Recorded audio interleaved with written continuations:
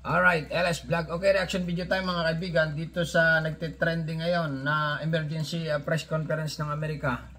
Na ito na nga, ang Pilipino or ang Pilipinas ay nagsumbong sa Amerika dahil nga lagi na lang binubuli ng mga Chinese sa West Philippine Sea. At ang sagot dito ng Amerika mga kaibigan, hindi nila tayo friends. Okay? Ito na. Emergency press conference. On mainstream media.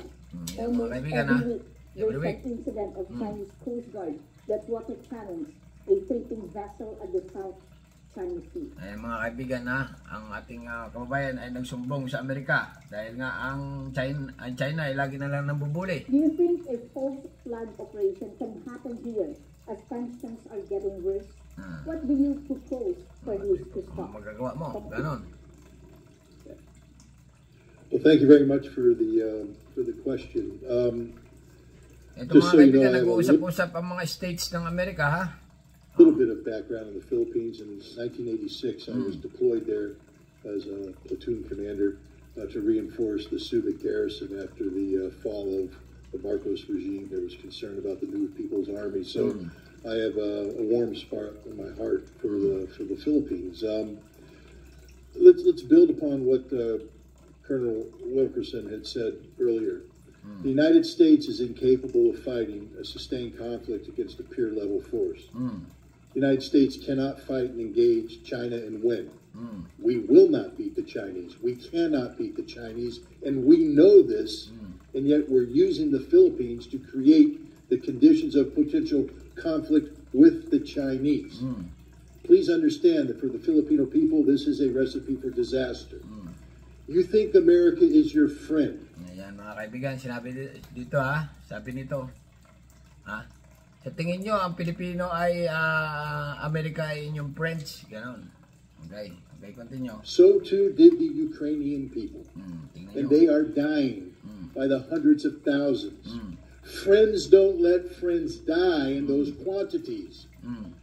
The Ukrainians have been displaced by the tens of millions. Friends don't let friends have their cities destroyed in this manner. Friends don't let friends have families separated, have mothers and children destined to a life of refugee status and perpetual poverty. That's not how friends behave. America has never been the friend of Ukrainians, and we are not the friends of the Filipinos. Ngayon mga kaibigan, ang Amerika daw ay hindi friends. Ang Pilipino or ang Pilipinas, ganon. Continue lang. We don't like you. Ganon. We don't like you. Ibig sabihin, hindi namin kayo gusto. Amerikano sa press conference nila. Okay? Kasi nga, mga kaibigan, pagdating sa gira, ang mga states ng Amerika ay nag-uusap-usap muna yan. Kung yan ay talagang full support sa Pilipinas. Kung gano'n nga, okay, continue lang. We did like you, we wouldn't be doing this to you. We are using you. You are a tool, nothing but a tool. And when the tool ceases to be useful, we will discard you. And discard you means usually after a war that devastates you. We are using you to gain some sort of momentary leverage over the Chinese. We will fail. The Chinese will win and you will be destroyed. Nako. Ganon, ibig sabihin itong Amerika mga kaibigan ay talagang totally hindi daw friends sa Pilipinas. Kung sakaling magkagira nga, wasak, destroy daw ang mangyayari sa Pilipinas. Hindi sila kakampi talaga ng full support. Ganon. End of story. Tapos ang It's istorya. high time the Filipino people pressure their government to start sitting down and engaging the Chinese government responsibly. China is not your enemy. China is your neighbor. China is your friend. China doesn't want war. And if you would engage China in diplomacy, and as we've all indicated here, America has long since lost the skill set necessary to carry out diplomacy, but the Philippine people can reignite this, to relearn it, to use this skill to prevent a war. But if you continue to behave as colonial subjects, and I know that's a sore sore subject of the Filipinos because you were the colonial subjects of America. We still view you as our colonial subjects. We don't like you. We don't care about you. We just want to use you. Nako, ganon. Ibig sabihin, hindi, wala daw care ang mga Amerika sa mga Pilipino. Oh. Grow up. Grow up and act responsibly. Take control of your own future. America is not here to help you. America is here only to use you until there's nothing left, and then we will discard you on the trash heap of history. Mga kaibigan, hindi daw kaibigan ng Amerika ang Pilipinas. Ayaw daw nila sa mga Pilipino. Ginagamit lang daw nila ang Pilipinas kasi nga, ito na, ano to? Is the danger in Marcos leadership question America-China conflict using West Philippine Sea? Sinagot na ng mga ulitin natin para The maintindihan tens of millions. Friends don't let friends have their cities destroyed in this manner. Friends don't let friends have families separated, have mothers and children destined to a life of refugee status and perpetual poverty. That's not how friends behave. America has never been the friend of the Ukrainians, and we are not the friends of the Filipinos. Ayun, okay. Oo, talaga naman. Ito mga kaibigan ay mainit-init pa or bago lang at talagang nagte-trending ito dito sa social media, dito sa ibang bansa, Amerika, Canada, at yun nga, na sinabi dito. At tinagtanong kasi ang na ano daw magagawa ng Amerika, ng Amerika. Lagi na lang binubuli ng nagperangka na. Ang Pilipinas ay hindi friends ng Amerika. Ginagamit lang ng Amerika ang Pilipinas. RCP, para maging RCP. Siguro tutulong ang Amerika kaunti lang pero hindi talaga full support dahil nga maraming namamatay. Reaction video lang ito, continue lang. We don't like you. We don't like you. If we did, ay kung I don't like you, I don't like you din sa iyo. Kung sino ka man. Kasi nga ano ito stage ng stage nag-uusap sila like you, we wouldn't be doing this to you. We are using you. You are a tool. Nako. Ganon. Ginagawang tool lang ang Pilipinas. OMG.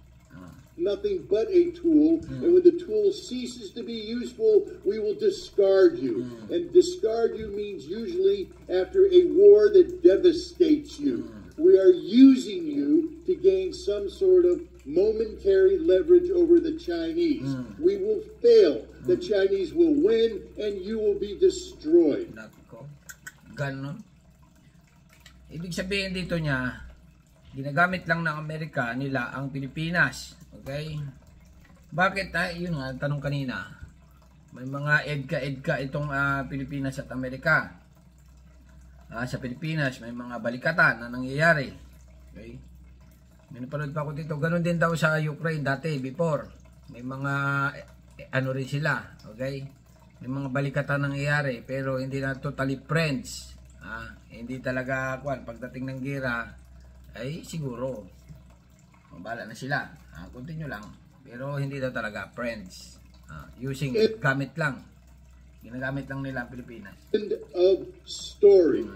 It's high time the Filipino people pressure their government to start sitting down and engaging the Chinese government responsibly. China is not your enemy.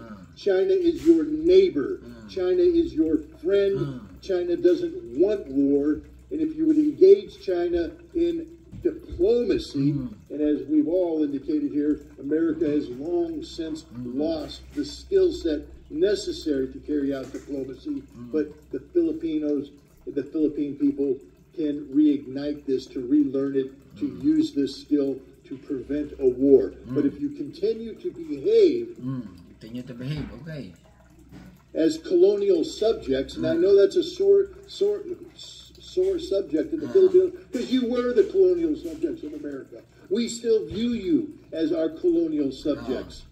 We don't like you. We don't care about you. We just want to use you. Ganon. Wala kaming pakialam sa inyo. Ganon. Walang pakialam sa inyo. Grow up. Grow up and act responsibly. Take control of your own future. America is not here to help you. America is here only to use you until there's nothing left, and then we will discard you on the trash heap of history. Ayun. Ito pa, I isa pa must ito. tell you, I spent Yung pahayag niya kasi press conference ito ng mga states eh. a lot of time in the Philippines and came in off the carrier Iwo Jima, the Valley Forge, the Ito Guadalcanal. pinapag-usapan nila ang nangyayari sa West Philippine Sea. Amerika sa Amerika ito. Okay? Pinapag-usapan nila sa Amerika. Kasi nga patindi daw ng patindi ang tensyon. Pero ito na nga, nagprank ka na. Ang mga states nila kasi nga bago magkagera mga kaibigan talaga, nag-uusap-usap yung mga states. Dahil ang intel talaga nila ay matindi na. Di ba? Yung nangyari sa Ukraine, pag nagkaroon ng gira, ito, panoorin natin Takot din siguro Amerika, natakot na yata ito sa gira Ito yung Ukraine dati. Ayan Maganda yung Ukraine pero nung nagkagira na, wasak-wasak na. Baka ganito siguro ang mangyari. Yan yung Ukraine ng araw. Ayan. Dating maganda. Okay, punong-puno ng bahay ang Ukraine. Dahil sa gira, ayan na. Durog-durog na. Pulbos na lahat. Yung mga tao ng Ukraine ay nag-ibang bansa na. Naging refugee na. Ito katulad dito. Maganda. Para ko sa atin ito. Parang ito Davao or Metro Manila. Punong-puno ng building. Ayan. May mga simbahan. Malalaki. Magaganda. Gira ito ng Pakita ko lang sa inyo ang epekto ng gira. Kung halimbawa ang magkagira sa Pilipinas. Ayan na Yung malaki simbahan, wasak na lahat. Durog-durog na talaga.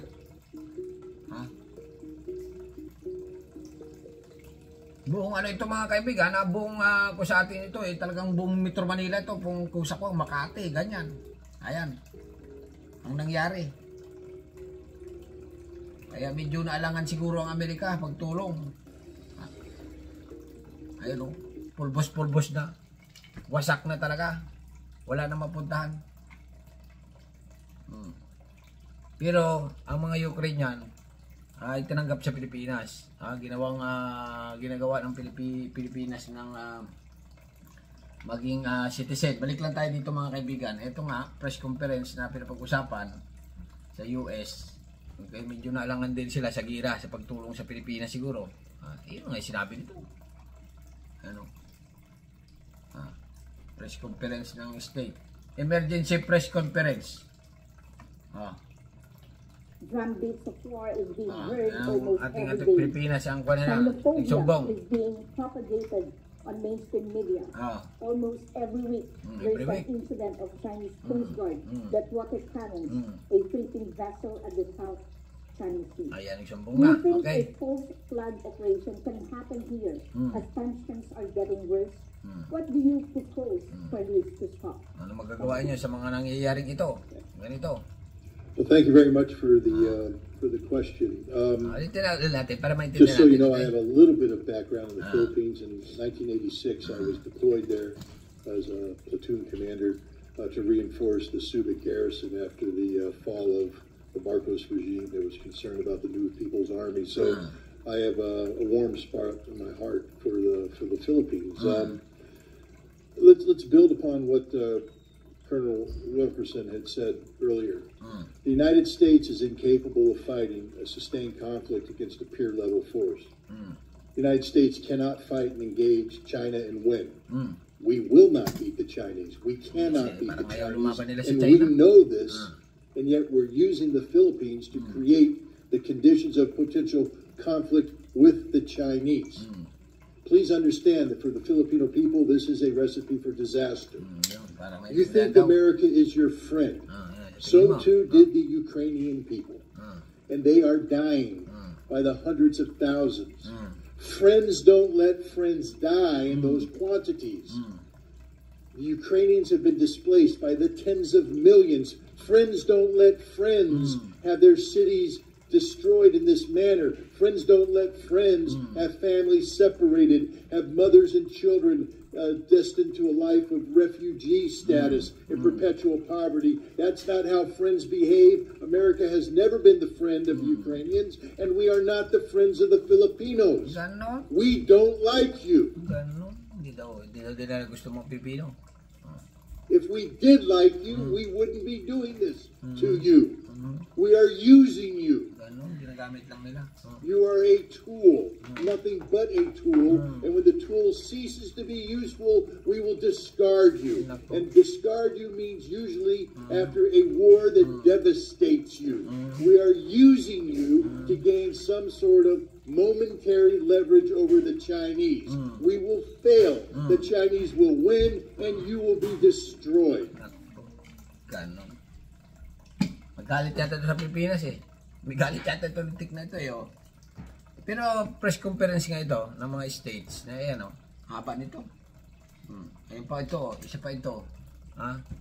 Kasi nga eh nag-uusap-usap nga sila na ganito. Nagsumbong na ang Pilipinas ito sa Amerika. Ano ang magagawa? Ganyan. Bakit ganon? Di ano. Sabi nila hindi naman tutalay tutulong. Bahala na kayo. Bahala na kayo sa buhay nyo. Ganyan. Bago lang ito, one day lang ito. Okay, hanggang dito na lang mga kaibigan. Ano masasabi nyo dito sa pahayag ng mga states sa Amerika na nga ito nga? Na ang nangyayari nga ay medyo naalangan na nga sila. Or ayaw na, hindi siguro, hindi daw friends ang, hindi friends nila Pilipinas. Ayaw daw nila, yung mga Pinoy.